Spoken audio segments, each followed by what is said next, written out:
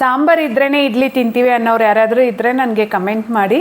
ನಾನು ಮಾಡ್ತಾ ಇರೋದು ಹೋಟೆಲ್ ಸ್ಟೈಲ್ ಇಡ್ಲಿ ಸಾಂಬಾರಲ್ಲಿ ಇಡ್ಲಿನ ಅದ್ದಿ ತಿನ್ನೋದಕ್ಕಿಂತ ಇಡ್ಲಿನ ಸಾಂಬಾರಲ್ಲೇ ಮುಳುಗಿಸ್ಬಿಟ್ಟು ತಿಂದರೆ ಅದ್ರ ರುಚಿನೇ ಬೇರೆ ಅಲ್ವಾ.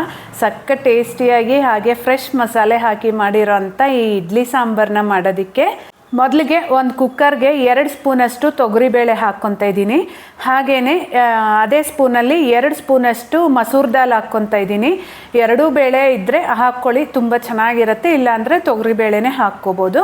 ಹಾಗೆಯೇ ಇದಕ್ಕೆ ಒಂದು ದೊಡ್ಡ ಟೊಮೆಟೊನ ಸಹ ಕಟ್ ಮಾಡಿ ಹಾಕ್ಕೊಂಡು 1/4 ಸ್ಪೂನಷ್ಟು ಅರಿಶಿನ ಹಾಕ್ಕೊಂಡು ಬೇಕಾಗಿರೋಷ್ಟು ನೀರು ಹಾಕಿ ಕುಕ್ಕರ್ ಮುಚ್ಚಳ ಮುಚ್ಚಿ ಬೇಳೆನ ಸಾಫ್ಟಾಗಿ ಬೇಯಿಸ್ಕೋಬೇಕು. ಈಗ ಮಸಾಲಾನ ರೆಡಿ ಮಾಡ್ಕೊಳ್ಳೋಣ. ಸ್ಟವ್ ಮೇಲೆ ಒಂದು ಬಾಣಲಿನ ಇಟ್ಕೊಂಡು 1.5 ಸ್ಪೂನಷ್ಟು ಧನಿಯಾ ಹಾಕ್ಕೊತಾ ಇದ್ದೀನಿ. ಹಾಗೆಯೇ ಅದೇ ಸ್ಪೂನಲ್ಲಿ 1 ಸ್ಪೂನಷ್ಟು ಕಡಲೆಬೇಳೆ ಹಾಕ್ಕೊತಾ ಇದ್ದೀನಿ. ಅದಕ್ಕೇ 1 ಸ್ಪೂನಷ್ಟು ಉದ್ದಿನಕಾಳು ಹಾಕ್ಕೊಂಡು ಅರ್ಧ ಸ್ಪೂನಷ್ಟು ಮಾತ್ರ ಜೀರಿಗೆ ಹಾಕ್ಕೋಬೇಕು. ಹಾಗೆಯೇ ಒಂದು 8-10 ಕಾಳು ಮೆಣಸನ್ನು ಸಹ ಹಾಕ್ಕೋಬೇಕು. ಹಾಗೆ 10 ಮೆಂತ್ಯಕಾಳು ಸಹ ಹಾಕ್ಕೋಬೇಕು. ಇದನ್ನು ಸ್ಕಿಪ್ ಮಾಡಬೇಡಿ, ರುಚಿ ತುಂಬ ಚೆನ್ನಾಗಿರುತ್ತೆ. ಹಾಗೆ ನಿಮ್ಮ ಖಾರಕ್ಕೆ ತಕ್ಕಂಗೆ ಬ್ಯಾಡಗಿ ಮೆಣಸಿನ್ಕಾಯಿ, ಬೇಕಿದ್ದರೆ ಗುಂಟೂರು ಮೆಣಸಿನ್ಕಾಯಿನ ಸಹ ಅರ್ಧ ಹಾಕ್ಕೋಬೋದು. ಈಗ ಇದಕ್ಕೇ ಒಂದು ಅರ್ಧ ಸ್ಪೂನಷ್ಟು ಎಣ್ಣೆನ ಸಹ ಹಾಕ್ಕೊಂಡು ಲೋ ಫ್ಲೇಮಲ್ಲಿ ಇಟ್ಕೊಂಡು ಈ ಮಸಾಲೆನೆಲ್ಲ ಚೆನ್ನಾಗಿ ಫ್ರೈ ಮಾಡ್ಕೋಬೇಕು. ನೆನಪಿರಲಿ, ಈ ಮಸಾಲೆ ಏನಾದರೂ ಸ್ವಲ್ಪ ಸೀದೋಗಿಬಿಟ್ರೆ ಸಾಂಬಾರು ರುಚಿ ಎಲ್ಲ ಹಾಳಾಗತ್ತೆ. ಸೊ ಅದಕ್ಕೆ ಲೋ ಫ್ಲೇಮಲ್ಲಿ ಇಟ್ಕೊಂಡು ಇದನ್ನು ಚೆನ್ನಾಗಿ ಹುರ್ಕೋಬೇಕು. ಈ ಮಸಾಲೆ ಎಲ್ಲ ಚೆನ್ನಾಗಿ ಹುರಿದಾಗಿದೆ ಅಂತ ಆದಮೇಲೆ 1 ಕಡ್ಡಿಯಷ್ಟು ಫ್ರೆಶ್ ಕರಿಬೇವನ್ನೆಲ್ಲ ಸಹ ಹಾಕ್ಕೊಂಡು ಮಿಕ್ಸ್ ಮಾಡ್ಕೋಬೇಕು. ಈ ಟೈಮಲ್ಲಿ ಸ್ಟವ್ನ ಆಫ್ ಮಾಡಿಬಿಟ್ಟು 2 ಟೇಬಲ್ ಸ್ಪೂನಷ್ಟು ಒಣ ಕೊಬ್ಬರಿನ ಹಾಕ್ಕೊತಾ ಇದ್ದೀನಿ. ಇದನ್ನು ಜಸ್ಟ್ ಈ ರೀತಿ ಮಿಕ್ಸ್ ಮಾಡಿಕೊಂಡ್ರೆ ಸಾಕು. ಆ ಬಾಣಲಿ ಬಿಸಿಗೇನೆ ಈ ಕೊಬ್ಬರಿ ಎಲ್ಲ ಸ್ವಲ್ಪ ಫ್ರೈ ಆಗುತ್ತೆ. ಈಗ ಇದನ್ನೆಲ್ಲ ಪೂರ್ತಿ ತಣ್ಣಗಾಗಕ್ಕೆ ಬಿಡಬೇಕು. ತಣ್ಣಗಾದ್ಮೇಲೆ ಮಸಾಲೆ ರುಬ್ಬಬೇಕಾಗತ್ತೆ. ಈ ಥರದ್ದೆಲ್ಲ ಕೆಲವೊಂದು ಸಣ್ಣ ಟಿಪ್ಸ್ ಅಷ್ಟೇ, ಇದರಿಂದನೇ ನಾವು ಮಾಡೋ ಅಡುಗೆ ರುಚಿ ಹೆಚ್ಚಾಗತ್ತೆ. ಸೊ ಈ ಮಸಾಲೆ ಎಲ್ಲ ಪೂರ್ತಿ ತಣ್ಣಗಾದ್ಮೇಲೆ ರುಬ್ಬಿದ್ರೆ ಸಾಂಬಾರು ರುಚಿ ಸಹ ಹೆಚ್ಚು. ಈಗ ನನಗೆ ಬೇಕಾಗಿರೋಷ್ಟು ನೀರನ್ನ ಸಹ ಹಾಕ್ಕೊಂಡು ಈ ಮಸಾಲೆನ ನುಣ್ಣಗೆ ರುಬ್ಕೊತಾ ಇದ್ದೀನಿ.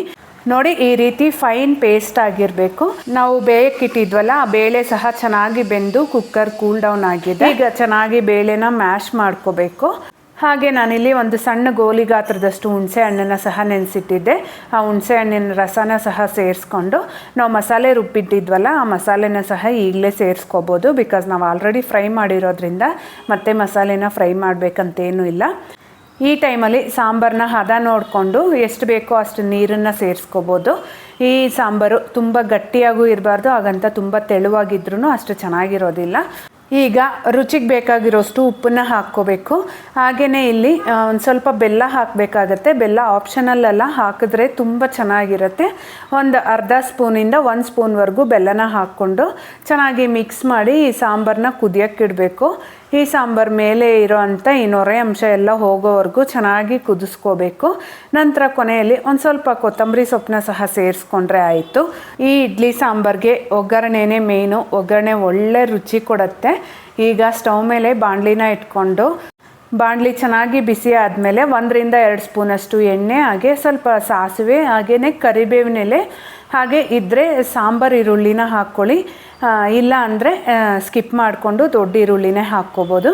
ಹಾಗೆ ಒಂದು ಸ್ವಲ್ಪ ಒಣಮೆಣಸಿನ್ಕಾಯಿನ ಸಹ ಹಾಕ್ಕೊಂಡು ಈ ಈರುಳ್ಳಿನ ಚೆನ್ನಾಗಿ ಬಾಡಿಸ್ಕೊಂಡಾದ್ಮೇಲೆ ಕೊನೆಯಲ್ಲಿ ಸ್ಟವ್ನ ಆಫ್ ಮಾಡಿಬಿಟ್ಟು ಒಂದು ಸ್ವಲ್ಪ 1/4 ಸ್ಪೂನಷ್ಟು ಹಿಂಗನ್ನು ಸಹ ಸೇರಿಸ್ಕೊಂಡು ನಾವು ಕುದೀತಾ ಇರೋವಂಥ ಸಾಂಬಾರಿಗೆ ಕೊಟ್ಟರೆ ಆಯಿತು.